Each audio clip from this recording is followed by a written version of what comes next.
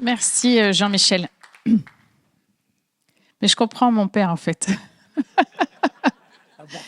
Parce que moi, je t'ai fait aveuglément confiance quand tu m'as dit, mais tu veux pas intervenir un soir comme témoin, mais je n'ai pas cherché en fait au CERA, plutôt dans le cadre d'une table ronde. Pour moi, c'était un peu ça. Donc, j'ai dit oui, pourquoi pas. Et puis j'ai compris il y a quelques jours que en fait, j'avais effectivement carte blanche et que j'étais seule. Voilà, à animer en tout cas cette partie de la soirée. Donc oui, ce soir, je serai le grand témoin en fait de l'histoire de ma famille. Et plutôt que de vous parler de moi pendant 45 minutes, ce qui n'a pas du tout d'intérêt, en fait, j'ai fait le choix de vous présenter l'histoire de la famille Audureau, dont je représente moi-même la 5e génération. Voilà. Et donc, alors, faut pas que je me trompe dans les petites manettes.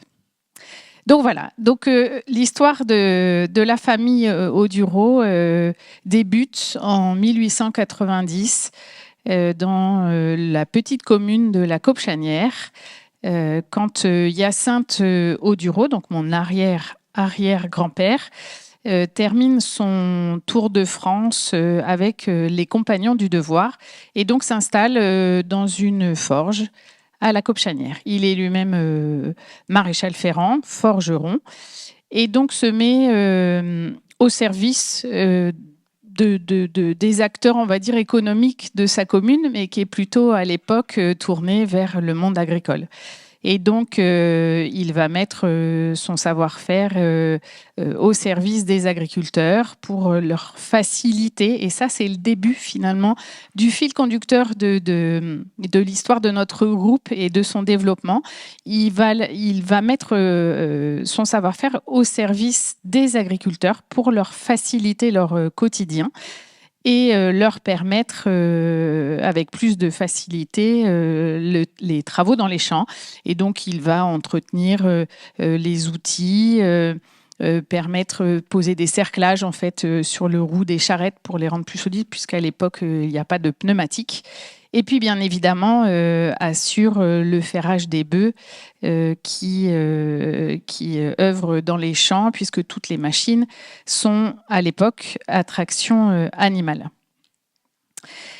Et puis, la Première Guerre mondiale arrive et bouleverse l'équilibre quelque part du monde rural, entraînant bien évidemment un manque de main-d'œuvre en fait dans les champs et donc renforce ce besoin en fait d'adaptation des matériels, mais aussi de mécanisation pour faciliter toujours le travail dans les champs où effectivement la main-d'œuvre se fait rare. Et donc la forge fait évoluer en fait son activité traditionnelle en atelier pour fabriquer des outils. Et puis c'est le début finalement des premiers pas dans le machinisme agricole. Et donc, au tout départ, au moment de la Première Guerre mondiale. 1920-1925, l'agriculture évolue et donc là, effectivement, c'est le premier virage vers cette activité de fabrication de matériel agricole. Et la première machine qui sera développée dans les ateliers, c'est le Grala. C'est un pulvérisateur que vous voyez là sur la photo, où en fait l'agriculteur est assis sur une barrique en fait en bois qui contient un mélange explosif d'eau et d'acide sulfurique qui permet l'épandage en fait, en l'occurrence à cette période-là, sur les céréales, puisqu'on est plus habitué plutôt du mildiou sur la vigne.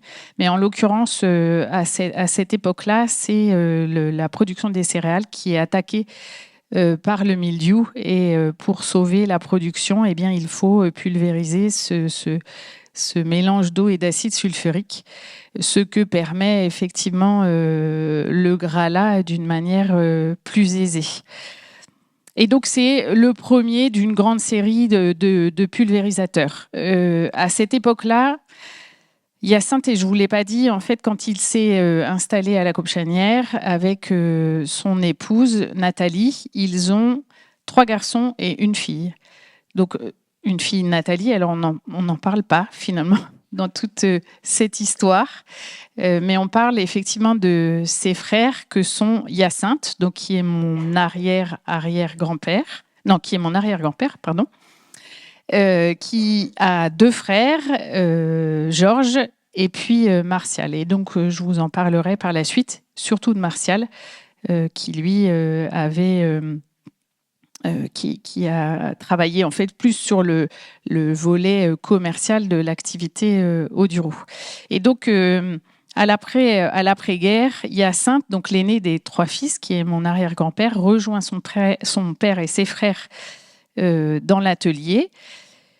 Hyacinthe, c'est une vraie personnalité, c'est un professionnel exigeant, hyperactif, très engagé déjà sur son petit territoire ou sur sa commune.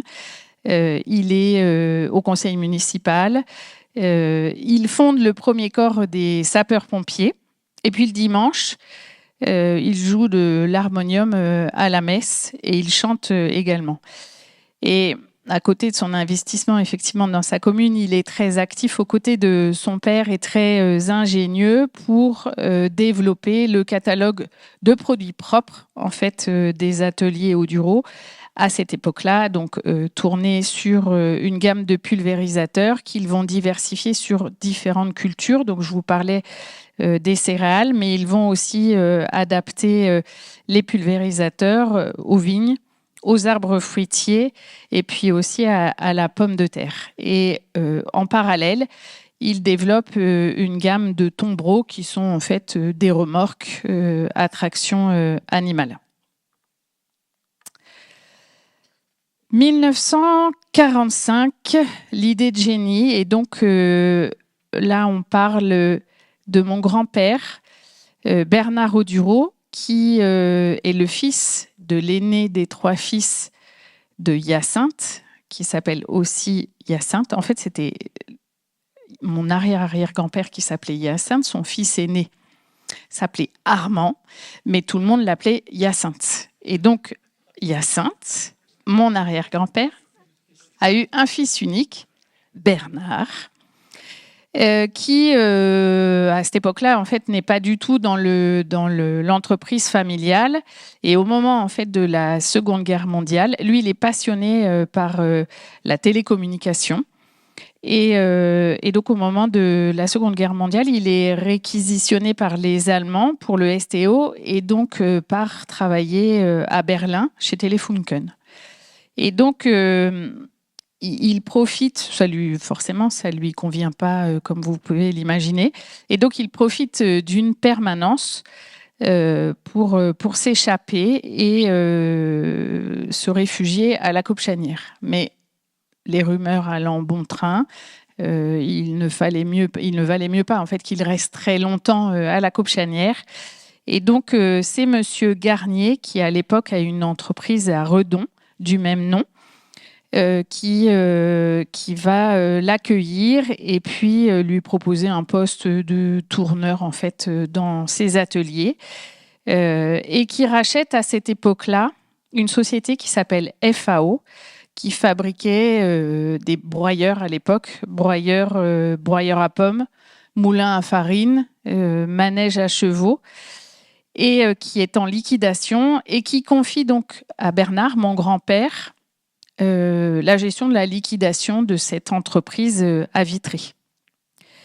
Cette entreprise, quand il arrive effectivement chez FAO, il n'y a plus du tout d'activité. L'entreprise a été occupée par les Allemands, il ne reste plus rien.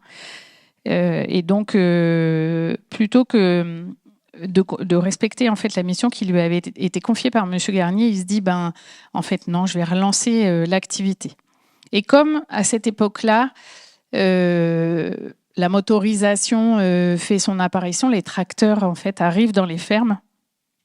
Et comme lui, c'est un ingénieur et qu'en fait, il aime développer, il se dit, en fait, je vais relancer l'activité en fabriquant mon propre moteur électrique et en motorisant finalement ces moulins à farine, ces broyeurs à pommes, pour en faire ce qu'il appelle le combiné multifonction, qui est une machine d'intérieur de ferme qui va permettre de réaliser tout un tas de travaux, mais cette fois-ci de manière motorisée et pas pas manuellement.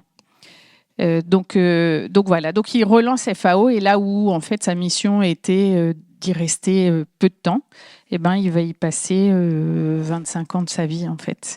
Et il va relancer l'activité jusqu'à orienter cette activité-là vers du stockage, en fait, de la manutention et du stockage de grains, en fait, ce que fait toujours, parce que la société existe toujours, et ce que fait toujours FAO aujourd'hui sur Vitré. 1950, donc je vous le disais, fin de la Seconde Guerre mondiale et la mécanisation, et la motorisation en fait, et l'arrivée des tracteurs sous l'impulsion du plan Marshall permet une modernisation en fait de l'activité agricole. Donc les tracteurs arrivent dans les fermes. L'atelier Audureau-Frères devient un établissement, l'établissement Audureau-Frères, donc piloté par Hyacinthe, donc mon arrière-grand-père et son frère Martial, et qui, comme je vous le disais tout à l'heure, en complément de leur activité de fabrication de matériel agricole, développe une activité commerciale en prenant entre autres la carte de distribution Massey-Ferguson pour distribuer sur le territoire des tracteurs Massey-Ferguson. Donc Martial pilote l'activité commerciale et puis Hyacinthe continue à développer la gamme de matériel agricole dans les ateliers et s'occupe de la production. Et il a bien à faire puisque, suite effectivement à l'arrivée des tracteurs dans les fermes, il faut revoir l'ensemble en fait de la conception des produits développés initialement, puisque ces machines étaient à traction animale et aujourd'hui il faudra les adapter derrière un tracteur. Et donc, il reprend la conception des fertilisateurs, distributeurs d'engrais et semoirs pour les adapter aux tracteurs et puis aux nouveaux matériaux, puisque à l'époque, quand les animaux pouvaient porter des charges lourdes, c'est pas tout à fait la même chose quand on met la charge derrière un tracteur. Et donc, il faut nécessairement avoir des matériels plus légers. Et donc, revoir et adapter en fait cette conception de matériel pour lesquels toute la partie des pièces en fonte seront fournies par FAO. Donc, Bernard Audureau, qui n'est pas dans l'entreprise familiale, garde un œil effectivement sur l'évolution des activités des ateliers Audureau. Et à cette époque-là, pour compléter leur gamme de matériel, donc plutôt basée sur tout ce qui est distributeur d'engrais, pulvérisateur, UAR, qui est un constructeur aussi de matériel agricole, décide d'abandonner la fabrication, la production en fait de son semoir. Et à l'époque, c'est mon grand-père qui préconise à son père de reprendre finalement cette production-là du semoir qui va s'appeler le semoir TAC pour venir compléter la gamme de matériel proposé à leurs clients. 1960, donc Hyacinthe part à la retraite et c'est Jean-Claude Audureau, que peut-être certains ont connu en fait dans cette salle. Jean-Claude, qui est le fils de Martial, qui a été aussi maire de la Caupchanière pendant très longtemps. c'est lui qui prend la direction des établissements Oduro-Frères. Et donc, Bernard, mon grand-père, qui a changé, a quitté FAO et qui est en poste chez Rémy à Senonches, une entreprise constructeur de rotofaneurs, conseille en fait Jean-Claude sur la stratégie de développement en fait des établissements Oduro-Frères. Et à cette époque-là, Rémy avait comme développement dans leur gamme de produits un semoir, le Novasem, qui était à l'état de prototype à l'époque. Et donc, le constructeur Rémy signe un rapprochement avec John Deere, qui voulait en fait s'installer pour prendre la place aux côtés des Massey Ferguson, qui avaient déjà bien investi les lieux, décide d'abandonner là aussi la production de ce semoir, et donc propose à Bernard Oduro de reprendre, là encore, la production, la fabrication de ce semoir au sein des établissements Oduro-Frères. Et donc, c'est ce qu'il fait. Et là, pour le coup, les ateliers de Oduro-Frères sont trop petits à la Caupchanière. Ils ont en plus des difficultés de recrutement, puisqu'en fait, la commune très rurale de la Caupchanière n'est pas forcément très attractive en fait, pour leur recrutement. Et donc, décide de s'installer à La Roche-sur-Yon. Et c'est c'est la naissance de la première CERTA, qui va héberger en fait cette activité de production d'un semoir, le Novasem. Malheureusement, ça n'a pas le succès escompté. Ils ont quelques difficultés au niveau de la qualité en fait des produits qui sortent des ateliers, et puis pas les perspectives de développement au niveau commercial. Et donc, en 66, ils décident d'arrêter l'activité de la CERTA et de rapatrier l'ensemble de la production à la Caupchanière. Et donc, c'est à ce moment-là, en fait, en 1968, que mon grand-père quitte ses activités chez Rémy et réintègre l'entreprise familiale.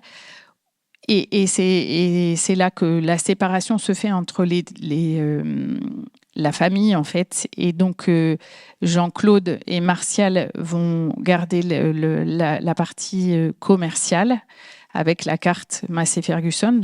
Et donc, c'est le MAB, en fait, qu'ils reprennent. Et puis, mon grand-père, lui, de son côté, va continuer les activités de fabrication de matériel agricole.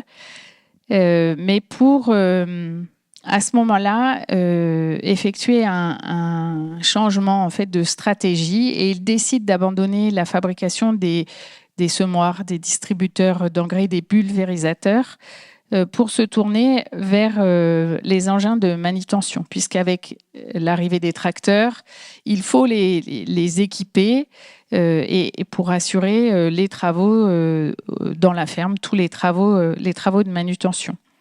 Et donc développe une gamme de chargeurs. Peut-être vous avez connu des Novapal.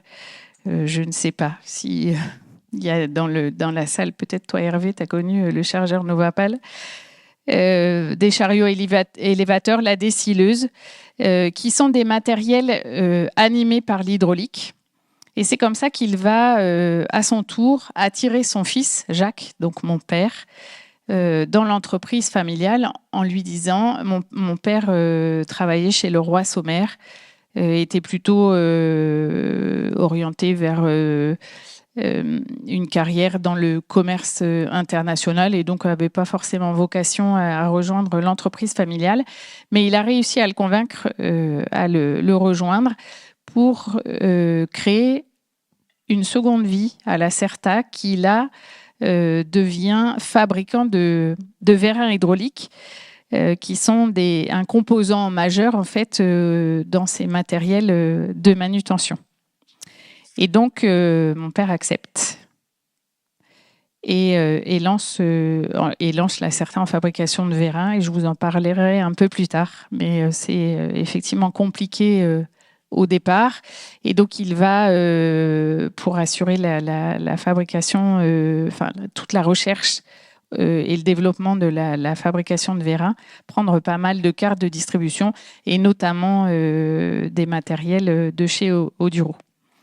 Et donc à cette époque-là, c'est une nouvelle ère pour Oduro, celle de l'innovation, impulsée réellement par mon grand-père qui avait une idée toutes les secondes et qui souhaitait les mettre en œuvre ou les réaliser rapidement. Et il disait souvent, en fait, c'est pas grave, on peut se tromper, on va se tromper forcément. Et sur 10 idées, il y en a une de bonne. Mais le principal, c'est d'aller au bout de sa démarche et puis de continuer à avancer. Donc lui, vraiment, ce qui le passionne, c'est de développer, c'est d'être sur le terrain, à l'écoute des utilisateurs, de comprendre leurs besoins et puis de leur proposer des solutions de matériel adapté, là encore, pour faciliter le travail des agriculteurs à la ferme. Et donc l'entreprise qui est devenue l'entreprise Oduro, en fait, qui a pris des établissements Oduro Frères, est devenue Oduro, développe, je vous le disais tout à l'heure, une gamme de chargeurs, de ramasseurs de balles de paille, et puis se lance dans la fabrication en fait de chariots élévateurs, le Stark, puisque là encore à cette époque-là, ils avaient identifié que des maçons qui travaillaient en milieu agricole avaient un besoin en fait de matériel de manutention. Et donc, fidèles à leur démarche d'écoute du terrain, ils décident de développer ce matériel, ce chariot élévateur, avec l'aide et le partenariat de Massey Ferguson, qui va leur permettre d'aller relativement vite dans la conception du chariot élévateur, puisqu'ils vont leur transmettre un kit de transmission avec la boîte de vitesse et le pont. Et donc, il est assez aisé pour les ateliers, pour Oduro, de concevoir et d'assembler en fait le chariot élévateur pour vite le mettre à disposition en fait de ses clients. Et c'est le début de la division Oduro, de la division automoteur. Dans les années 80, donc c'est l'envol de la Certa. Mon père a rejoint l'entreprise familiale, développe l'activité de la Certa, et je vous le disais tout à l'heure, c'est pas sans difficulté puisque au départ, tout l'ensemble des vérins fuyaient. Et donc, il lui fallait trouver des solutions de financement en fait, pour pouvoir développer l'activité. Et c'est comme ça qu'il a pris différentes cartes de distribution de matériel, notamment des arracheuses de betteraves. Et donc, lui, à l'époque, dans les années 70, entre les années 70 et 80, faisait le tour de la France pour vendre ses arracheuses de betteraves, puisque c'était lui, le commercial de la Certa, qui assurait un fonds de roulement avec la distribution de ces matériels agricoles. Et donc à cette époque-là, donc c'est l'envol de la Certa. Heureusement, voilà, les efforts consacrés au développement de cette activité-là payent. Et donc mon père décide de revoir le logo en fait de la Certa, qui au départ représentait une map monde. Donc vous la voyez ici sur votre droite, sur votre gauche. Ah oui, c'est ça, sur votre gauche, pardon. Je pensais que c'était inversé. et donc questionne en fait sa petite équipe à l'époque pour réfléchir sur le nouveau logo de l'entreprise. Et puis après plusieurs propositions, c'est le footballeur américain qui ressort et qui endosse le maillot numéro 1 qui reflète l'ambition qu'avait mon père à l'époque d'être effectivement leader français et européen en fabrication de vérins. Et puis la symbolique de ce sport illustre les valeurs de l'entreprise autour de l'esprit d'équipe, du collectif, du partage et de l'écoute pour un pari gagnant. Ce footballeur américain est baptisé Joyner, comme le footballeur Charlie Joyner, je ne sais pas si vous l'avez connu, mais aussi en lien avec la signification de joiner, et donc joindre, créer du lien, et notamment créer du lien avec les clients.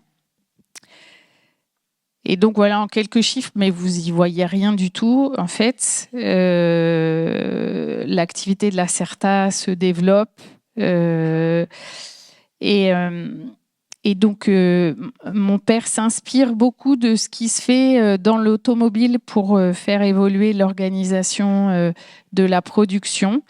Et l'Acerta devient effectivement leader européen de fabrication de vérins, s'adresse à de la première monte en fait. Donc les clients de l'Acerta ne sont que des constructeurs de matériel qui ne sont pas forcément matériel agricole, mais matériel agricole, matériel des travaux publics, matériel des transports, de la manutention également. Et donc, ces constructeurs nous demandent à mon père à l'époque de les accompagner dans leur développement à l'international. Et je me projette un peu dans le futur, mais on est en 2015 et donc mon père n'a pas la capacité en fait financière à accompagner ses clients en fait à l'international et souhaite adosser l'entreprise à un industriel qui lui aura cette capacité à poursuivre le développement à l'international et pérenniser en fait l'activité de l'Acerta. Et donc c'est ce qui se passe en 2015. La société Certa sort du groupe, elle est vendue à un groupe américain qui s'appelle Matt Holding. À l'époque, la société Certa réalise un chiffre d'affaires de 70 millions et c'est 900 collaborateurs qui composent la société. Petit retour en arrière, donc dans les années 80, enfin 70-80, 70, l'Acerta, le développement de l'activité de fabrication de vérins. En parallèle, le constat était de dire que sur le terrain, en fait, les matériels qui sortaient des ateliers des constructeurs n'étaient pas en tout point conformes aux besoins des utilisateurs. Et comme mon grand-père et mon père étaient des hommes de terrain très proches, en fait, de l'utilisateur, faisaient ce constat-là. Et donc, il y avait un besoin à combler pour pouvoir adapter les matériels aux besoins, là encore, des utilisateurs. Matériel animé par l'hydraulique, je vous le disais aussi tout à l'heure. Et c'est la naissance, en fait, d'HydroKit qui va créer ses premiers kits, notamment le kit d'assistance de relevage, qui va permettre aux tracteurs de pouvoir porter ou tirer des charges plus lourdes.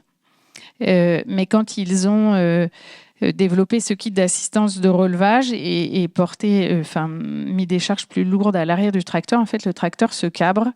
Il faut, dans ces cas-là, lui mettre un contrepoids à l'avant.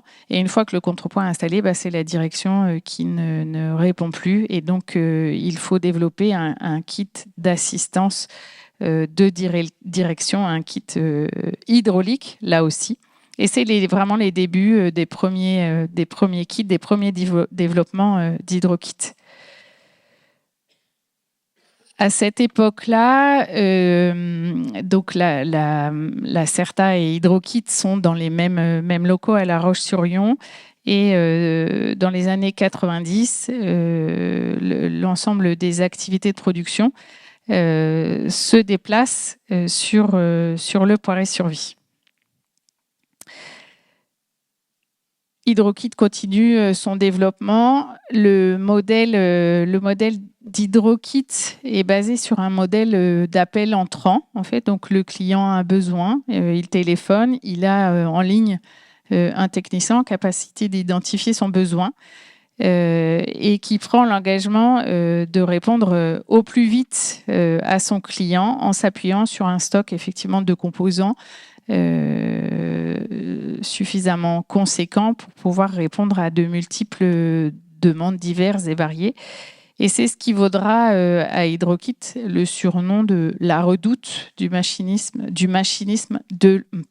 la redoute de la machine agricole ou la redoute de l'hydraulique. Et plus tard, on nous a aussi donné le surnom de... ça y est, j'ai perdu le nom. Je suis dans mon...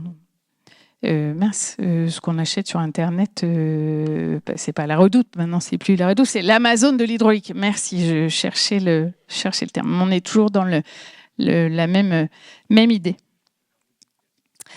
Et donc l'entreprise Hydrokit, petite entreprise, effectivement, qui se développe, qui investit beaucoup dans sa logistique par souci, en fait, de service client, du service de son client, et donc qui investit dans un transstockeur pour pouvoir toujours stocker plus et être plus rapide et plus réactif pour tout ce qui est préparation de commandes.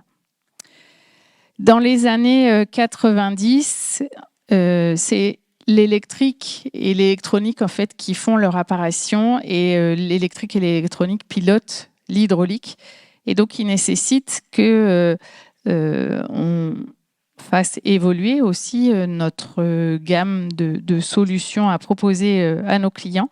Et donc, un département automatisme est créé pour pouvoir répondre à ces nouvelles demandes avec un bureau d'études et qui nous permet réellement de pouvoir prendre en considération l'ensemble des technologies embarquer dans les matériels et là aussi faire évoluer notre offre vis-à-vis de notre clientèle, qui à l'époque est une clientèle principalement agricole, toujours. Et donc, c'est à ce moment-là que mon père fait le choix de diversifier les marchés qu'il adresse et donc développe les marchés des travaux publics, par le rachat dans un premier temps de Mécanokit. Alors Mécanokit, c'est un fonds de commerce en fait qui l'a racheté au Poiré-sur-Vie, qui avait une activité de réparation de matériel agricole avec un petit atelier d'oxycoupage qui permettait de répondre aux besoins de certaines pièces en fait de la Certa. Et puis, il rachète quelques années plus tard à Saint-Hermine, là aussi un fonds de commerce, qui s'appelle Soerma TP, donc cette marque existe toujours et qui est spécialisée dans la customisation d'équipements TP. Et donc vous avez à l'image une des premières réalisations de Mécanokit qui consiste en la transformation d'une pelle case de 32 tonnes pour l'élever à plus de 38 mètres de haut. Et donc, c'est une commande indirectement par ExxonMobil, mais nous, on ne travaillait pas pour ExxonMobil, mais pour une autre société. Mais le client final, c'était ExxonMobil. Et cette machine a servi en fait à la pose de pipeline entre le Tchad et le Cameroun. Et c'est une machine qui, aujourd'hui, tourne toujours en Afrique. Mais c'est la première transformation de ce qu'on appelle, nous, de customisation en fait, d'une machine spéciale et qui montre le réel savoir-faire de Soerma TP. Alors, je reviens là, mais je ne vous ai pas forcément fait de visuel en fait, par rapport au développement des autres sociétés. Mais à cette même époque, mon père achète une société à Agen, que Paul a connue avec grand plaisir, spécialisée dans la customisation d'équipements TP, mais forestiers, destinés au milieu forestier. Et là, mais comme dans beaucoup de cas, en fait, c'est la fille c'est une histoire dramatique. En fait, c'est la fille des propriétaires qui connaissaient mon père qui l'appelle en lui disant: il s'est passé un drame. Mes parents ont été assassinés par mon mari, enfin celui qui était mon mari. Et donc, il faut reprendre l'activité rapidement. Et donc, mon père dit: bon, bah, ok, on y va, on avance.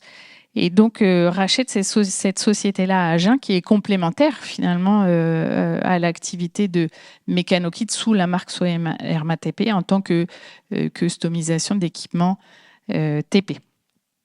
En 2005, il rachète aussi la société Merle à La Rochelle, qui était spécialisée en réparation de vérins, mais de vérins, de gros vérins.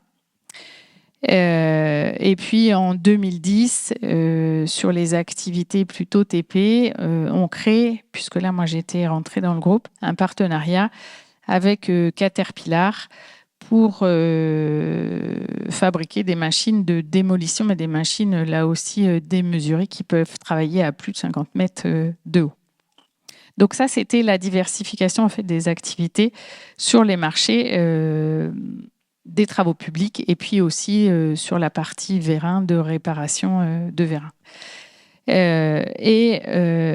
Dans les années 90, également, la diversification s'opère aussi à l'international et c'est la constitution de Rocerta, enfin la création de Rocerta qui est au départ la rencontre de Monsieur Roh, qui a une activité en Allemagne, et de mon père à un salon, ça devait être au CIMA en fait, à Paris, et qui décide de s'associer pour développer une activité de fabrication de vérin joiner, donc vérin plutôt standard. Et puis à ce même moment, en fait, Roh, l'associé de mon père à l'époque, dépose le bilan avec sa société et donc abandonne le projet. Et là, mon père redirige en fait l'activité de cette filiale-là vers une activité commerciale. Et donc, c'est les premiers pas d'Hydrokit à l'international au travers d'une implantation directe en Allemagne. Dans les années 2000, je vous ai parlé tout à l'heure du logo en fait du groupe, qui était le footballeur américain, qui est le footballeur américain et qui est toujours le footballeur américain. Et dans les années 2000, en fait, un ingénieur de la CERTA, un jeune apprenti ingénieur à la CERTA, propose à mon père le projet de Victor et donc de donner une forme humaine à ce footballeur américain qui effectivement sera la vitrine du groupe en illustrant l'ensemble de nos savoir-faire et des synergies qu'il peut y avoir à l'époque entre les différentes sociétés du groupe. Et donc là, vous voyez Victor qui est toujours là. Et qui, pour sa structure, s'est appuyé sur le savoir-faire de Mécanokit, sur la partie vérin de Certa, mais aussi de Chabas, qui avait rejoint le groupe. Et puis Hydrokit sur toute la partie pilotage de l'hydraulique. Et donc Victor était animé par une centrale hydraulique et donc on pouvait le faire bouger, lever les bras. Voilà, il était mobile, mais en fait il était animé par la centrale hydraulique. Dans la stratégie, je vous parlais de stratégie de diversification, à la fois marché, mais aussi international. Le modèle d'appel entrant en fait d'Hydrokit nécessitait de renforcer finalement notre proximité sur le terrain, notre proximité du client, puisque la particularité de ce modèle, c'est qu'on n'avait pas d'équipe de développement commercial sur le terrain. Et donc, pour pallier à cette absence sur le terrain, la stratégie a été de développer des points services, des agences en fait de vente au comptoir sur le territoire pour réellement renforcer notre proximité avec le client. Et donc, ça commence dans les années 2000 par un point service au Poiré. On n'allait pas très très loin de nos bases, mais c'était pour valider le modèle et puis s'assurer en fait de répondre à un réel besoin de nos clients pour ensuite après développer ce principe d'agence sur le territoire. Et donc, notre stratégie aujourd'hui, c'est toujours aussi celle-ci, c'est de mailler le territoire. Alors là, pour le moment, on est, à l'heure où je vous parle, sur effectivement la façade ouest du territoire, avec toujours la volonté de mailler le territoire. Et donc, c'est aujourd'hui 16 agences, en fait, en France, qui représentent les activités d'Hydrokit. 26, il nous fallait en fait une marque chapeau pour porter l'ensemble des activités du groupe. Donc 26, c'est une société qui existait en 2003, mais mon père l'a créée quand il a fait monter en fait au capital ses équipes de managers. Et donc, il a constitué une société qui s'appelait 26. 26, ça veut dire Vendée Système. Et puis, au gré en fait de l'évolution juridique du groupe, en fait, cette structure a été dissoute. Et à l'époque, quand moi j'ai repris les rênes à l'opérationnel, aux côtés de Paul, mais j'y reviendrai tout à l'heure, il nous paraissait important d'avoir une marque qui porte l'ensemble des filiales du groupe. Et donc, on a décidé de relancer finalement cette marque 26 et de communiquer autour de 26 pour représenter l'ensemble des savoir-faire et activités du groupe, composé donc par Hydrokit, spécialisé dans l'hydraulique, l'électro-hydraulique, Mécanokit sur RMATP, plutôt spécialisé dans la customisation d'équipements TP, mais pas que, avec une spécialité, un réel savoir-faire autour de la mécano-soudure. Donc, Mécanokit était en capacité de réaliser finalement beaucoup de répondre à beaucoup de besoins grâce à sa compétence en mécano-soudure. Sofidra, qui est une entité du groupe plutôt sur le sourcing en fait dans les pays de l'Est, spécialisée là aussi sur du sourcing de composants hydrauliques. Et puis à HKTC Cormier, je vous en parlerai tout à l'heure, qui sont des filiales axées sur la robotique pour intégrer en fait ces solutions en fait de robotique qui répondent aussi à l'évolution des techniques agricoles. In-situ, qui a une activité comme Hydrokit, mais qui s'adresse plutôt à une clientèle de constructeurs, quand Hydrokit s'adressait principalement en fait au marché qu'on appelle nous de la seconde monte, en fait, qui est un réseau de concessionnaires, quelques constructeurs, mais de petits constructeurs, là où In-situ était quand même plus axé sur des plus gros constructeurs et donc qui étaient réellement complémentaires aux clients, enfin au panel client d'Hydrokit, avec aussi une dimension, une activité formation en hydraulique, en électro-hydraulique, qui nous permettait là aussi d'avoir notre propre organe de formation en interne pour pouvoir former nos collaborateurs, mais aussi de s'adresser à nos clients pour leurs besoins de monter en compétences dans nos métiers. Et puis Hydrodis, qui est une société dans l'hydraulique, mais plutôt qui s'adresse à l'utilisateur final par une plateforme de vente en ligne. et puis Eneo, mais je vous en reparlerai aussi tout à l'heure. Et donc voilà, en 2016, le passage de relais, mon père décide de se retirer de l'opérationnel. Donc moi, je suis rentrée dans le groupe en 2008. Mais dans mon domaine de compétences, en fait, j'ai une formation d'expertise comptable. Et donc, j'intègre l'entreprise familiale en 2008 en prenant le rôle de DAF du groupe jusqu'en 2016 où mon père donc décide de se retirer de l'opérationnel. Et à ce moment-là, il me dit, ben, écoute, t'as qu'à prendre la suite. Voilà. Donc bon, je ne m'étais pas forcément non plus posé la question, mais je pense un peu comme lui, quand son père lui a dit ben, viens nous rejoindre, voilà, j'ai une activité, je veux développer la fabrication de vérins, je pense que c'est pour toi.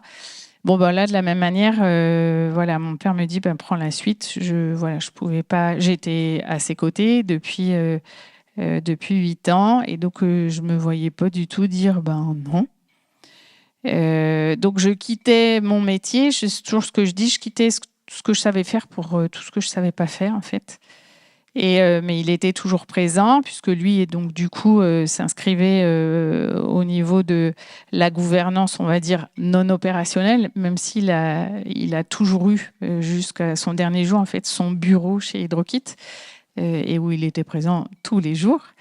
Mais du coup avec un rôle moins opérationnel et donc en tant que président du conseil de surveillance. Et donc à mes côtés me rejoint Paul Rampini, ici présent, qui m'accompagne en fait dans la direction opérationnelle pour continuer le développement des activités du groupe. Et donc à partir, on est fin 2016.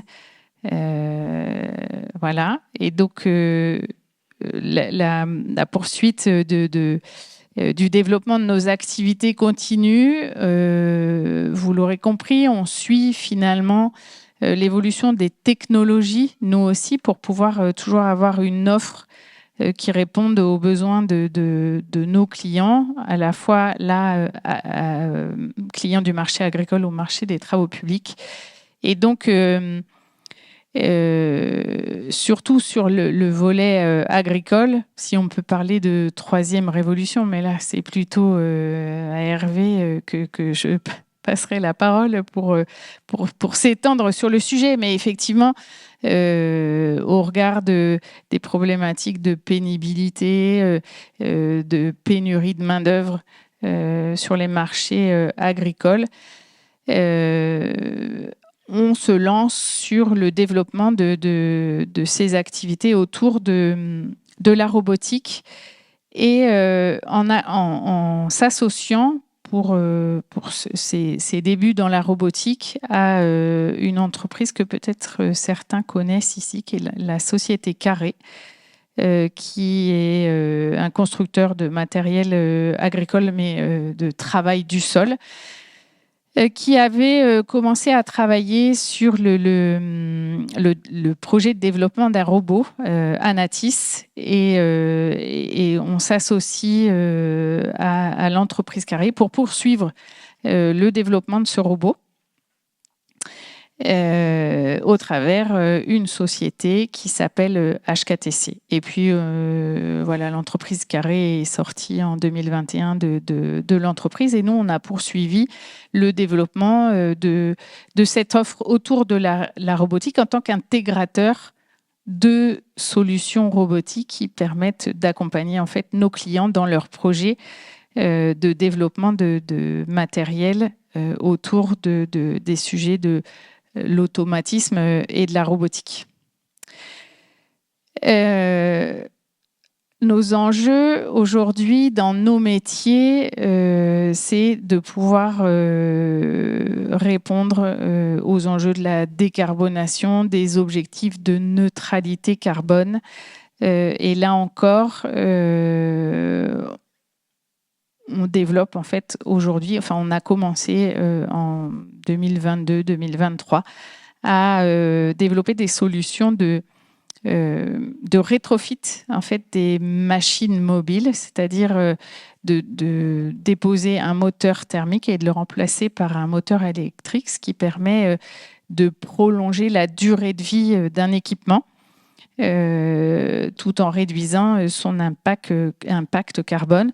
D'autant que le sujet du rétrofit, c'est une solution aujourd'hui au parc machine actuel, puisqu'effectivement, si en 2030 ou en 2050, je ne sais plus les dates, on doit en arriver à une neutralité carbone, quid du parc machine existant qui a quand même encore des heures de travail à réaliser avant d'être totalement HS. Donc, les développements, enfin l'orientation qu'on a prise sur les nouveaux développements de la société se tourne vers la décarbonation et des solutions d'électrification en rétrofit, à la fois pour le marché agricole, mais aussi pour le marché des travaux publics. Et c'est dans cette stratégie de développement de solutions de décarbonation qu'on a intégré en 2023 les actifs de la société Eneo, qui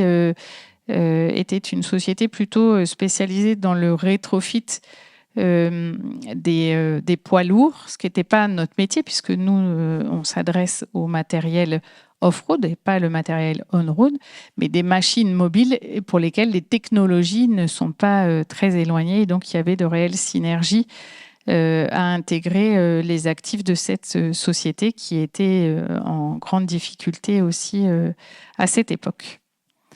Et donc voilà, pour revenir au début de l'activité du groupe dans la forge à la Cope-Chanière en 1890, pour aujourd'hui finalement avoir toujours, je vous le disais tout à l'heure, ce fil conducteur. Notre raison d'être, c'est réellement d'adapter les matériels aux besoins de l'utilisateur pour faciliter la vie de l'utilisateur. Et ça a toujours été notre fil conducteur de la forge jusqu'à aujourd'hui, avec pour objectif de pouvoir intervenir sur toute la durée de vie en fait d'un matériel et permettre à l'utilisateur, quel qu'il soit, de toujours avoir un matériel conforme à ses besoins.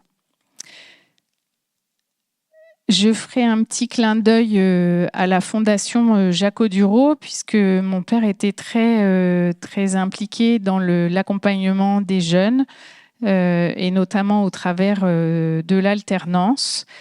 Et donc, on a décidé en fait de poursuivre cet engagement vis-à-vis de la jeunesse, mais surtout vis-à-vis de l'apprentissage et de la formation, en créant la fondation qui a pour objectif de soutenir l'apprentissage et l'éducation, la formation pour une meilleure insertion professionnelle, quel que soit le public, des jeunes ou des moins jeunes ou des personnes en reconversion. Et donc voilà, la fondation nous permet effectivement d'élargir cet engagement qui, à l'époque de mon père, était plutôt concentré sur les besoins de ces différentes entreprises. Et puis pour conclure, je voudrais juste vous lire la conclusion, puisqu'en fait, avant le départ de mon père en 2021, on avait commencé un projet pour écrire l'histoire du groupe, ce qui nous permet de ne pas perdre en fait au fil des générations toute l'histoire de notre famille. Alors c'était à la fois une demande personnelle pour pouvoir nous-mêmes transmettre à nos familles, mais ça a aussi beaucoup de sens pour nos équipes, nos collaborateurs, de pouvoir expliquer d'où l'on vient, qui permet de quand même mieux comprendre où l'on va et pourquoi on en est là aujourd'hui. Et donc, je voulais juste vous lire ces mots de conclusion qui permettent de conclure cette présentation du groupe. Donc, la petite forge de mon arrière-grand-père a bien évolué et chaque génération a su apporter sa pierre à l'édifice de la réussite. 130 ans plus tard, les valeurs se sont transmises de père en fils et de père en fille. et nous avons su les faire évoluer au fil du temps. Parmi celles-ci, la transmission du savoir-faire via l'apprentissage a toujours eu une grande importance au sein des différentes sociétés. La relation en prise directe avec le terrain, dont nous avons toujours été très proches, fait aussi partie de l'ADN Oduro. C'est comme cela que tout s'est bâti au fur et à mesure des observations et des écoutes qui ont été développées avec les différents clients.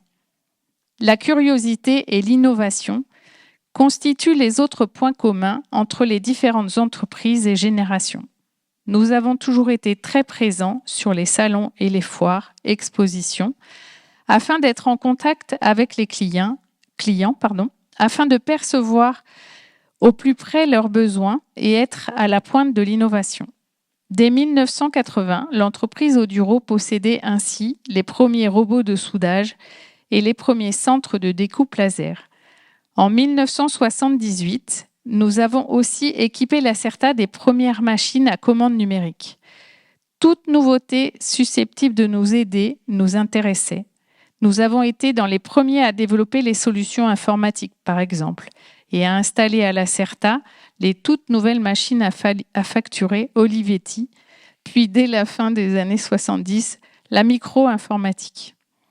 La dimension familiale du groupe nous offre également des champs de développement décorrélés de performances financières à tout prix. Notre démarche, recherche et développement en robotique coûte, par exemple, beaucoup d'argent. Mais nous devons nous préparer aux nouvelles technologies en nous y intéressant dès les prémices. Aujourd'hui, nous sommes face à un défi avec les machines électriques qui vont remplacer à terme les machines thermiques et nous anticipons ce changement en mettant les moyens à notre disposition pour être précurseurs dans le domaine et assurer la pérennité de l'entreprise. À chaque génération, nous avons toujours su faire face aux mutations à venir en nous y préparant. Il faut savoir rester visionnaire et pour cela, demeurer connecté très étroitement au marché et à ses besoins, quitte à les anticiper. Je vous remercie.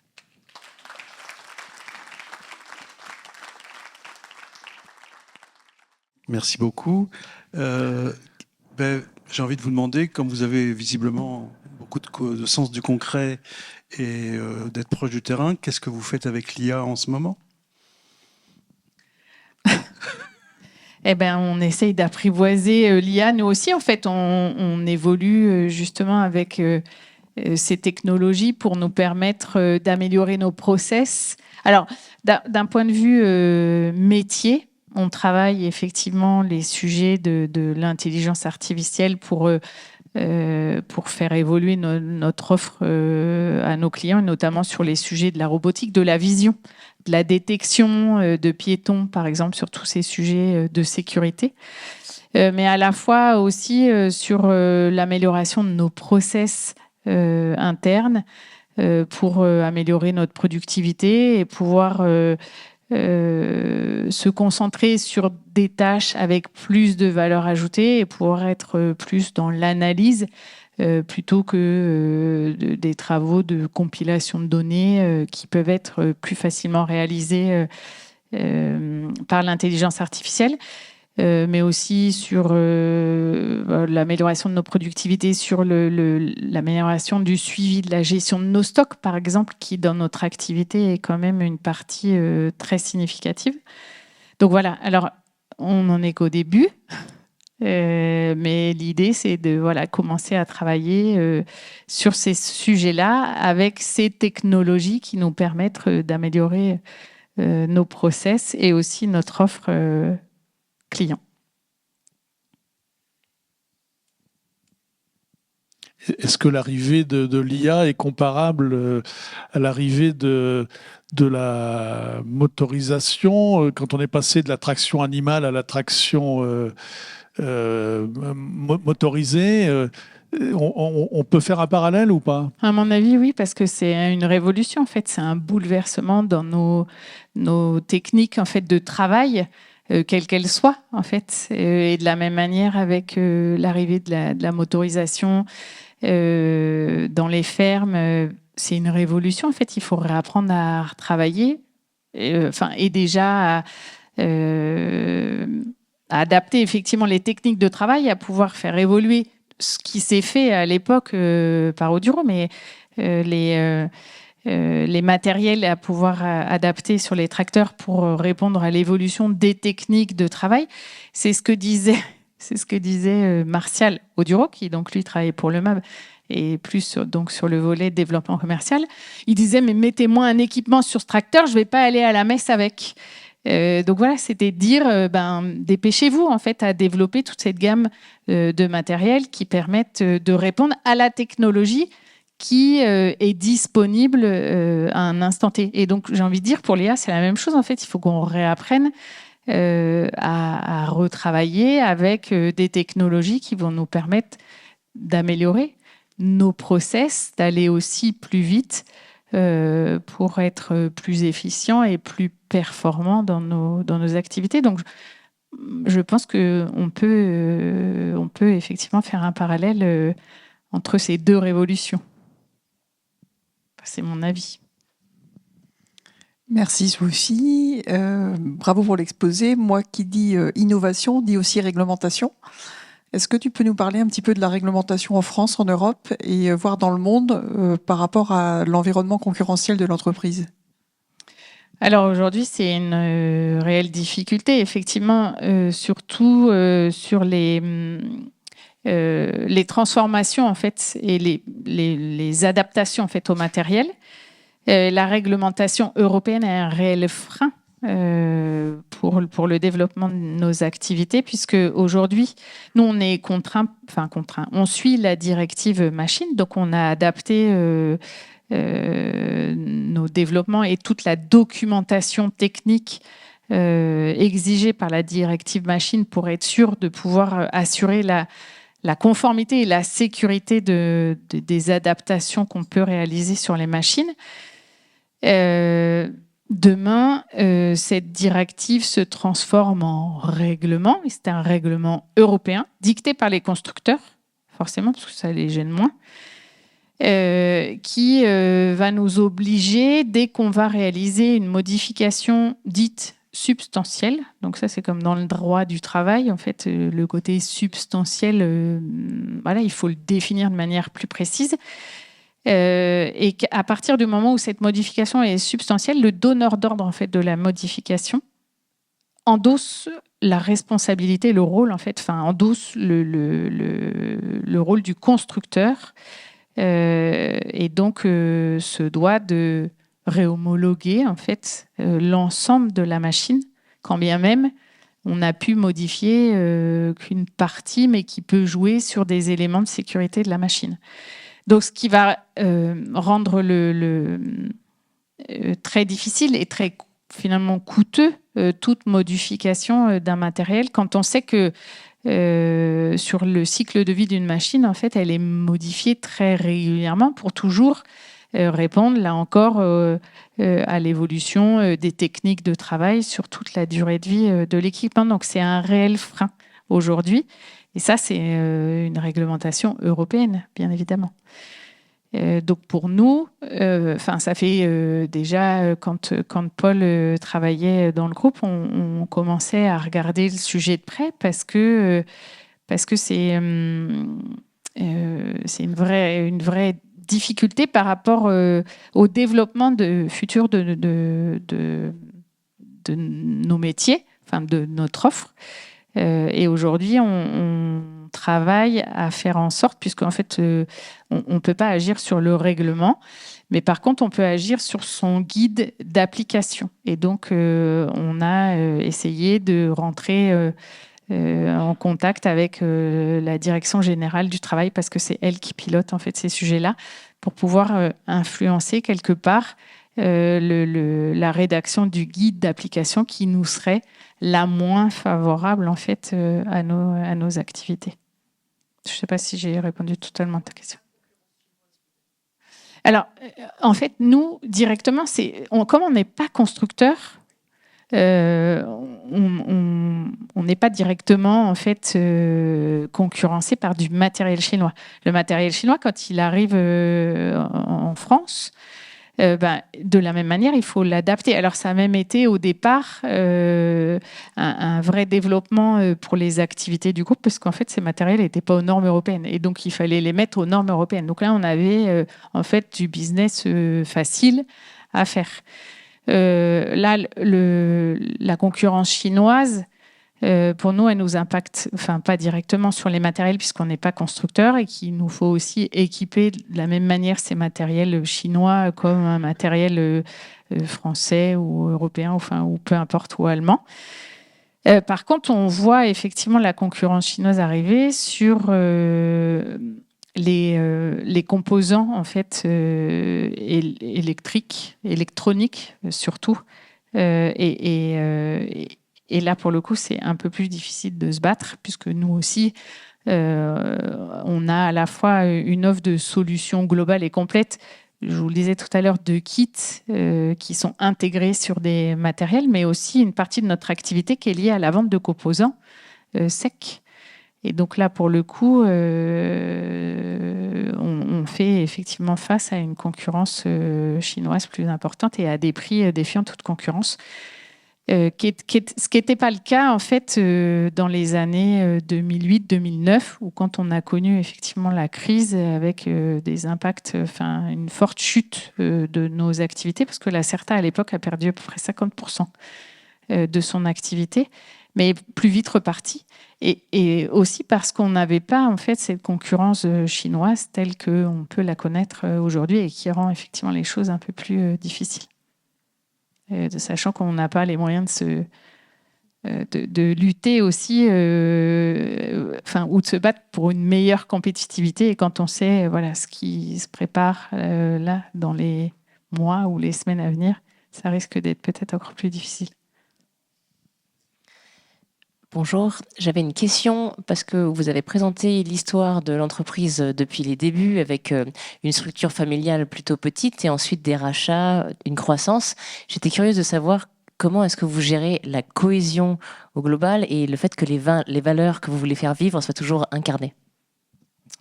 Alors vous avez raison, c'est une réelle difficulté en fait. Plus on grossit, plus c'est difficile et plus... Et puis quand on intègre, en fait, quand on a réalisé pas mal de projets de croissance externe en fait ces dernières années, et là c'est beaucoup plus difficile d'intégrer en fait les équipes pour garder en fait cet esprit d'entreprise familiale. Ça prend du temps, parfois on n'y arrive pas, et en fait, je pense que, ce qui est, à mon sens, important, c'est que ces valeurs, elles soient en fait incarnées par l'ensemble des équipes ou des équipes de management, puisqu'effectivement, quand une entreprise grossit, il est plus difficile de garder du lien en fait avec l'ensemble des collaborateurs, ce qui faisait quelque part la force de l'entreprise ou du groupe à une certaine époque, mais plus elle grossit, plus effectivement ce contact direct est plus difficile.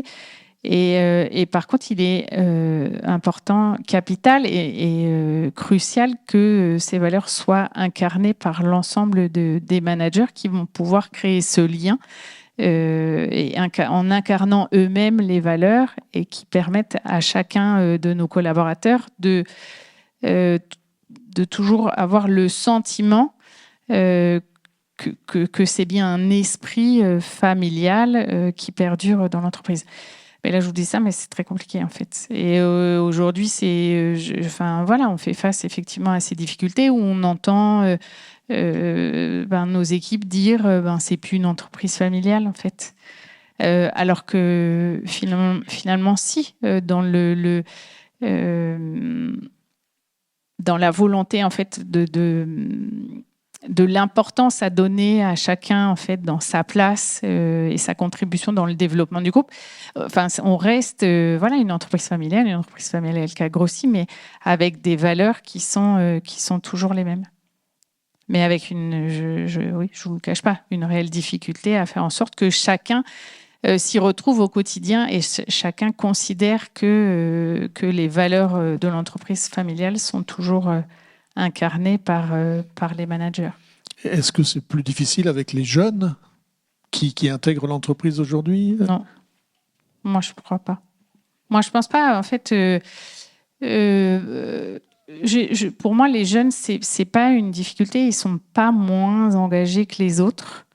En fait, tout dépend de la mission qu'on leur confie dans l'entreprise, du projet qu'on leur donne et qui fait sens du coup pour eux. Et je pense que c'est pas une question d'âge. Mais là encore, ce n'est que mon point de vue.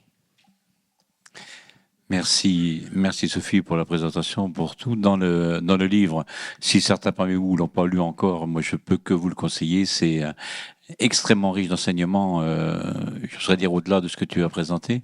Il y a notamment un point que tu as pas abordé, moi qui m'a assez fasciné dedans, c'est d'avoir adopté dès les années 80 le lean management de Toyota. Mais où est-ce qu'ils étaient allés chercher ça? Parce que franchement, c'était visionnaire au possible, quoi. Bien plus pour moi que d'avoir l'informatique au début des années 80, fin 70. Ça, c'était mon père, c'est dans le cadre d'une visite chez Renault, je crois, qu'il a rencontré les équipes. Paul, peut-être t'en sais plus, toi, sur cette partie-là ou pas. En fait, il a été visiter une entreprise de Renault, je ne sais plus où. Et puis c'est comme ça qu'il a décidé de s'inspirer effectivement de toutes les techniques, techniques utilisées dans l'automobile pour les dupliquer en fait dans l'activité de la Certa, avec une visite un jour de Toyota. Quand il est venu à la Certa, en fait, ils ont été bluffés. Puisque c'était du just in time et donc ils ont fait l'essai en fait pour les impressionner, de leur demander quel type de vérin ils souhaitaient à la sortie de la visite. Et en fait, ils ont configuré un vérin comme ça et en fait, les équipes de Toyota avaient leur vérin qui les attendait à la sortie de la visite, qui durait 2 heures ou 3 heures. Et donc, ils étaient assez impressionnés par la réactivité, la capacité et puis l'efficience en fait de l'organisation industrielle de la boîte, qui a été d'ailleurs dupliquée à l'époque quand mon père a développé une activité de production en Bulgarie, qui était une usine digne de ce qu'on pouvait connaître en France en termes d'organisation, voire même plus performante en termes d'organisation industrielle. Mais je ne sais pas si tu as des... Bonsoir à tous. Merci. Bravo Sophie, déjà. C'est pas un exercice facile. Non, je te confirme. Et je te connais un peu et je sais que ça te coûte. Donc bravo. Jacques, c'est un monsieur énorme. Travailler à côté de Jacques, c'est une chance inouïe. Et Jacques a toujours, moi je le connais depuis 2005, Jacques a toujours été passionné par l'industrie. Et comme c'est un homme curieux, et il a vu quelles étaient dans les technologies, dans les usines, dans les métiers plus matures, quels étaient les systèmes qui réussissaient. C'est pas pour rien qu'il est allé chercher certains managers de la Certa qui venaient de chez Valeo, et Valeo, automobile, donc automatiquement qui baignait dans ces choses-là. Et ces gens-là ont amené un certain nombre d'idées. Il est venu aussi vous voir dans d'autres entreprises. Moi, je l'ai reçu chez Beneteau à ce moment-là. Et donc, voilà, il était curieux, il savait que ça marchait. Et quelque chose qu'il a réussi dans la mise en place du Lean, parce que Jacques était quelqu'un qui osait la confiance, et son management était basé sur la confiance, et le Lean qui a été mis en place était un Lean qui était basé, comme les Japonais, sur la confiance, pas un Lean qui dégraisse, et qui, quand on a fait de la productivité, on dit, toi et toi, tu tombes du camion. Non, c'était pas son optique. Et c'est ça qui, quelque part, je pense, a fait en sorte que la Certa réussisse la mise en place du Lean.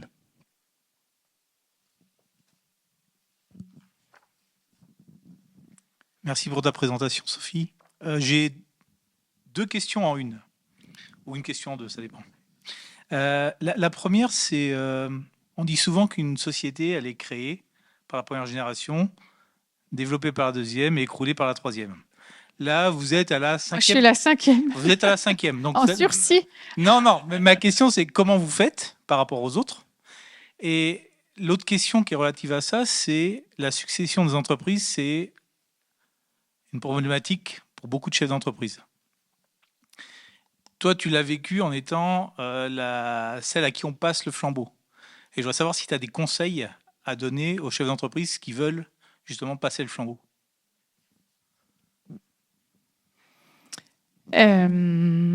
Alors, comment on fait pour que l'entreprise se transmette de génération en génération et que la troisième n'ait pas bouffé ce que les deux premières ont fait?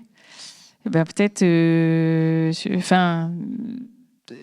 je sais pas expliquer pourquoi, en fait, parce que c'est comme ça, parce que on a un marché aussi porteur, parce que on est un acteur référent sur notre marché, mais ça veut pas dire que demain ça va continuer de la même manière. En fait, tout dépend de l'activité, du développement économique, de l'activité économique de nos marchés. Je pense que ce qui nous permet de garder notre place sur le marché, c'est aussi le fait de toujours être à l'écoute des besoins de nos clients et de toujours innover. En fait, c'est le secret de la réussite du groupe depuis le début. C'est qu'en fait, on a toujours su innover, repenser en fait nos solutions, nos offres, les technologies avec lesquelles on travaille, remis en question finalement ce qu'on faisait et la manière dont on le faisait. Et pour moi, c'est ça qui a fait qu'aujourd'hui, on a réussi à poursuivre au-delà des 3 générations. C'est vraiment cette capacité d'entreprendre, de s'investir, d'innover, de développer pour pouvoir assurer la continuité et la pérennité en fait des activités créées. Même si en fait il faut pas non plus être inconscient et vouloir s'accrocher à tout prix. Et quelque part, c'est ce que mon père a fait quand il a accepté de vendre la Certa. Et alors qu'il avait atteint effectivement l'objectif qu'il recherchait, qui était celui d'être numéro 1 sur son marché, mais de ne pas être suffisamment buté à l'idée de ne pas transmettre ou céder la société pour en assurer sa pérennité qui passait par le développement à l'international. Donc en fait, c'est ça, je pense qu'il faut savoir à un moment donné faire des choix et se dire là, on peut continuer à innover parce qu'on a les moyens de nos ambitions et donc de pouvoir continuer. Et quand on ne peut pas, de pouvoir se dire ce qui est le plus important finalement, c'est la pérennité de l'activité. Et quel que soit celui qui le pilotera à l'avenir. Et après, sur la transmission des entreprises familiales, alors moi,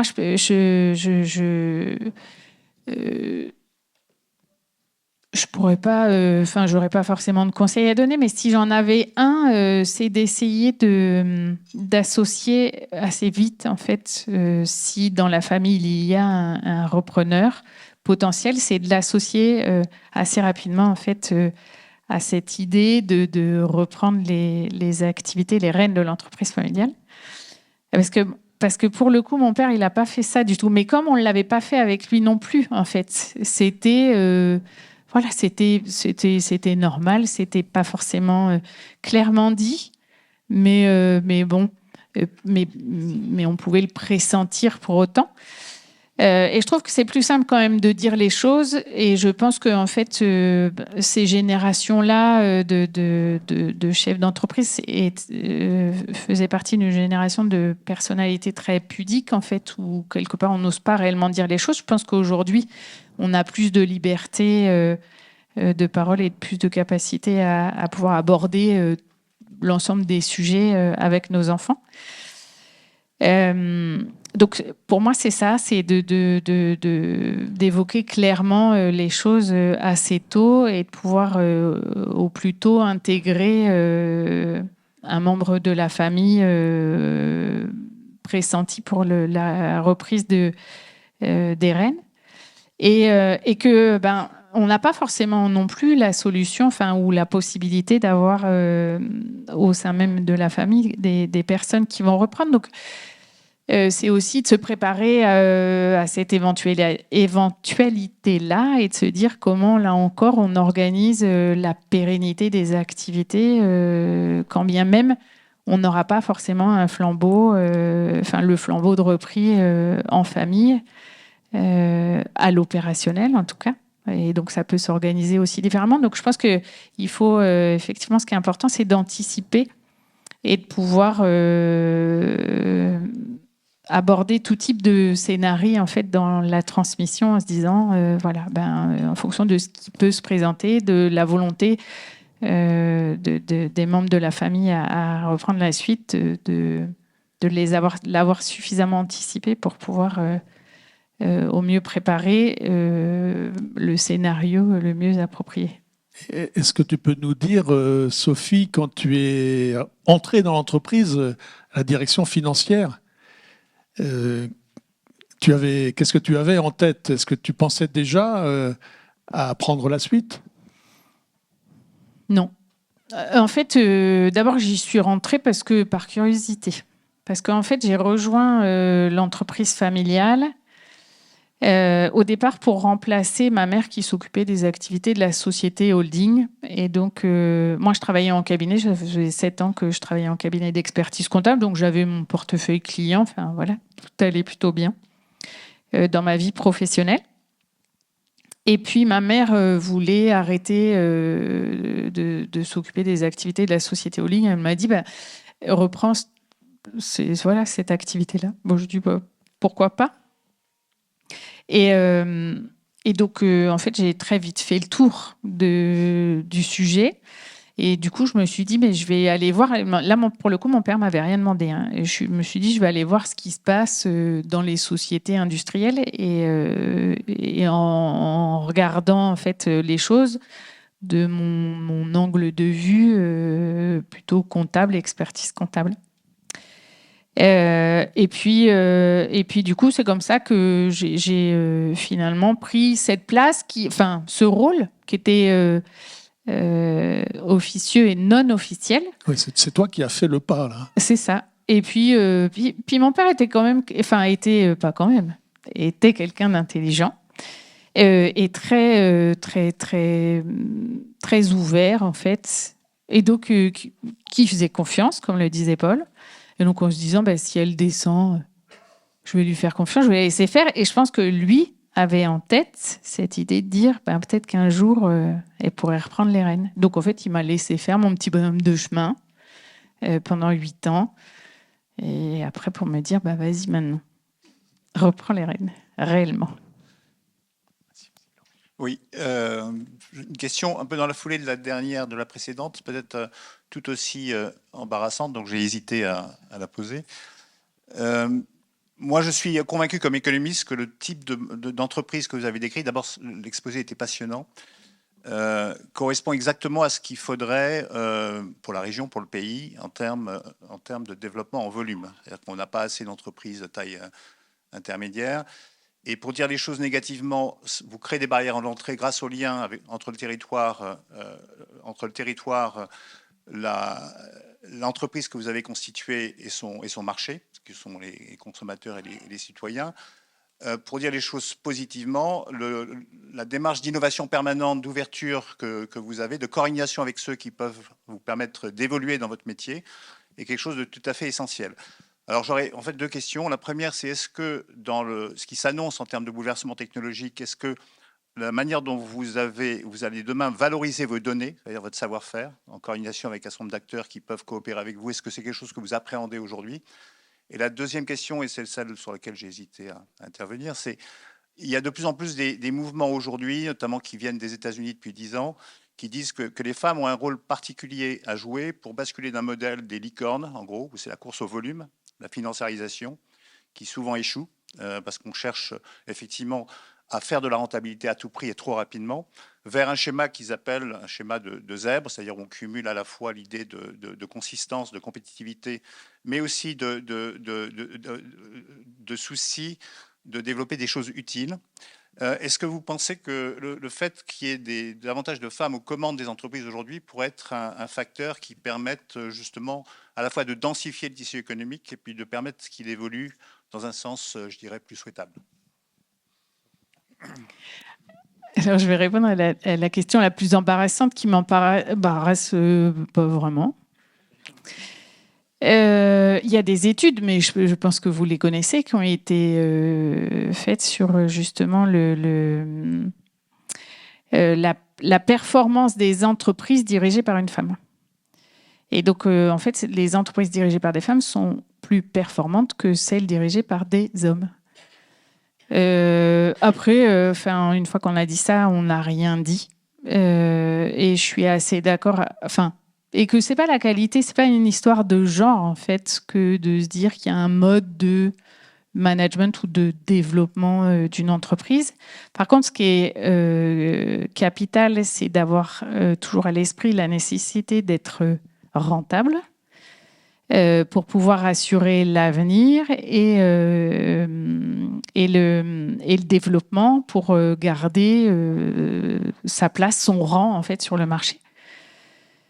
Et je pense que c'est ce qu'on a toujours fait en fait. J'ai perdu le fil de ce que je voulais vous dire. Et en fait, c'est l'ADN, je dirais, d'une entreprise familiale. Avec cette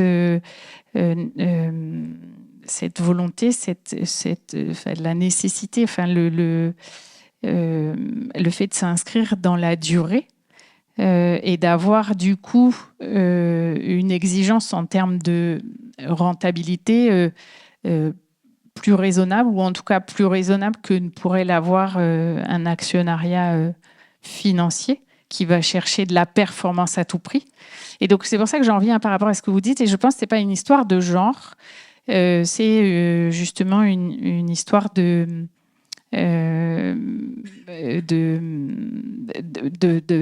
ou de typologie d'actionnariat ou de type et d'une entreprise familiale qui va chercher à s'inscrire dans le temps et donc nécessairement à avoir une certaine rentabilité qui lui permette d'assurer son développement et donc sa pérennité, avec aussi des valeurs d'humilité qui permettent une remise en question permanente et de ne pas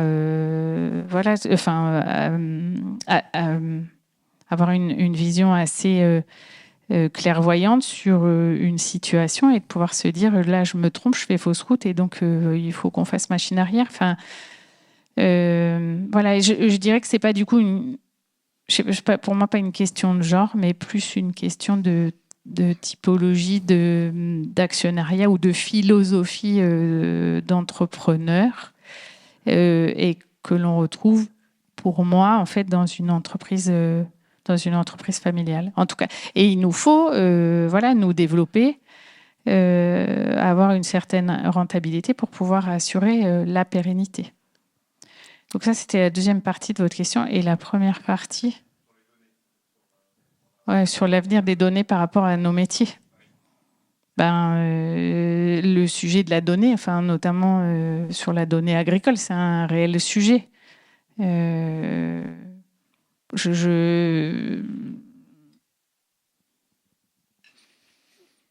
reviendra avec Hervé Pillot sur le sujet.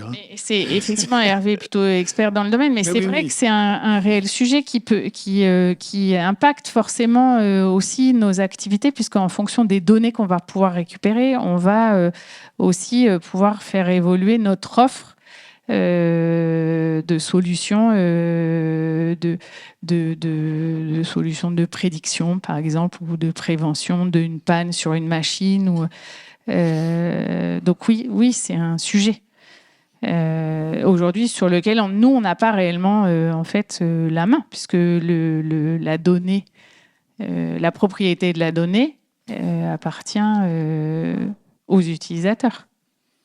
Enfin... On fera. Oui. Allez, moi, ce que je vous Alors, je suis désolée, je pense pas vous apporter beaucoup de gros éclairages en fait sur cette partie du sujet de la donnée, mais oui, c'est effectivement un sujet qui impactera le développement de nos activités. Oui, c'est pas une question, c'est plutôt un témoignage. Moi, j'ai connu 3 générations, toi, ton père et ton grand-père, et les agriculteurs de la Coupe Chanière, à l'époque, avec ton grand-père, quand ils ont mis en place les décileuses, le bureau d'études et le centre de recherche, il était dans les exploitations, c'est-à-dire le père Oduro allait tous les soirs voir les agriculteurs et il disait comment je pourrais simplifier ton travail manuel. Et il a créé à ce moment-là, pour les décileuses, mais pour d'autres aspects, ça a été la même chose. Et il l'a fait progresser. Ils étaient co-constructeurs. Il y avait celui qui produisait et celui qui l'utilisait. J'ai cru comprendre que vous avez gardé un peu le même schéma avec vos clients, qui ne sont pas les mêmes, hein, certes, et on n'est pas dans la même époque.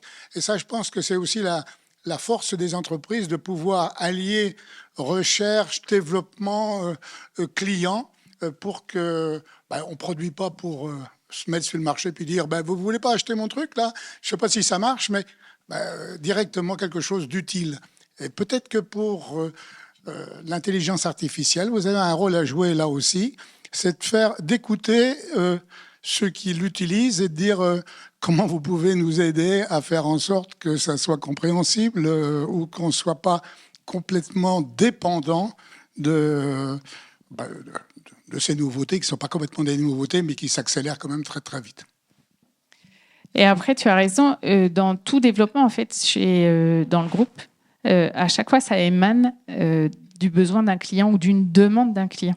En fait, on n'anticipe pas réellement le besoin. En fait, on répond à une demande très concrète du marché de nos clients. Et après, dans le développement de nos activités par rapport à la nécessité d'innover, nous, on travaille toujours sur des petites séries. Et à partir du moment où ce qu'on a pu développer qui répond aux besoins d'un utilisateur se développe et commence à représenter des volumes suffisamment significatifs, les constructeurs, ils l'intègrent de séries en fait, sur leur machine. Et c'est là, pour nous, l'enjeu de toujours anticiper, continuer à innover et à développer parce que finalement, bon nombre des kits ou des solutions qu'on a développées au début, aujourd'hui, sont intégrées de toute façon de série sur les matériels.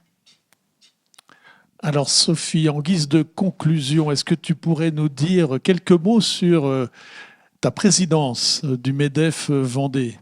Pourquoi avoir accepté cette responsabilité?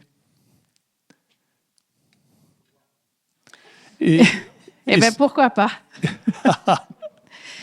En fait, là encore, j'avais pas forcément cette ambition, en fait, de devenir président du MEDEF Vendée.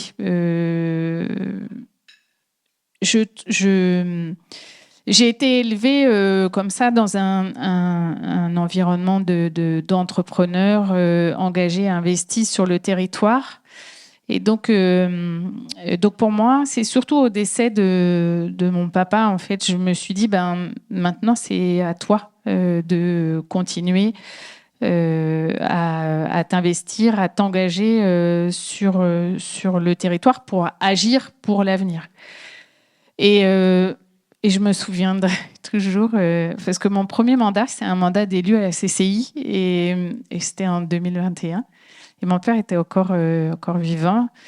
Et puis, je lui avais dit, mais tu sais pas, en fait, à l'UEMV, ils sont venus me demander si je voulais bien prendre un mandat à la CCI. Oh, je lui avais dit, mais tu crois, j'y vais. Elle me dit, oui, mais vas-y, évidemment. Donc, Donc voilà, lui-même avait été élu à la CCI, il était président du syndicat de la métallurgie pendant de nombreuses années, et puis après investi dans beaucoup d'associations à l'initiative de beaucoup d'associations justement pour les jeunes, voilà, pour mettre en valeur les jeunes. Donc pour moi, c'était voilà, une évidence. Maintenant, jamais j'aurais imaginé, je m'étais pas noté dans mes tablettes qu'en 2025, il fallait que je sois président du MEDEF Vendée. On est venu me chercher. J'ai dit pourquoi pas, pourquoi pas. Mais à condition, et c'est ce qui s'est fait, c'est d'avoir un tuilage avec Sophie Georges-Herménereau, et puis d'avoir un bureau avec voilà, un réel soutien des membres du bureau qui permettent de petit à petit aussi mieux comprendre comment fonctionne finalement l'ensemble de cet écosystème. Et puis avec une équipe de permanents, et Samuel est là ce soir, qui sont ultra investis, engagés, et donc voilà, qui facilitent quand même grandement la tâche. Donc voilà. Mais ça faisait pas partie des choses pour moi qui étaient dans mes objectifs à tout prix, en fait. Mais je ne regrette pas, hein, et voilà, c'est très enrichissant. Ça permet effectivement de partager aussi son expérience, l'expérience aussi de l'ensemble des acteurs économiques du territoire. Effectivement, d'agir pour construire l'avenir et pas subir finalement, de tout subir, et de pouvoir se dire qu'à notre échelle, à notre niveau et au niveau du territoire, on a cherché à contribuer à faire en sorte que son évolution soit nous soit la plus favorable, en fait, et que voilà, je pense que c'est important de s'engager et de pas ne pas n'être qu'observateur finalement, et de pouvoir contribuer voilà, au développement d'un territoire au-delà des frontières, en fait, ou des portes de nos entreprises, en fait. Merci Sophie Rainer. Merci beaucoup.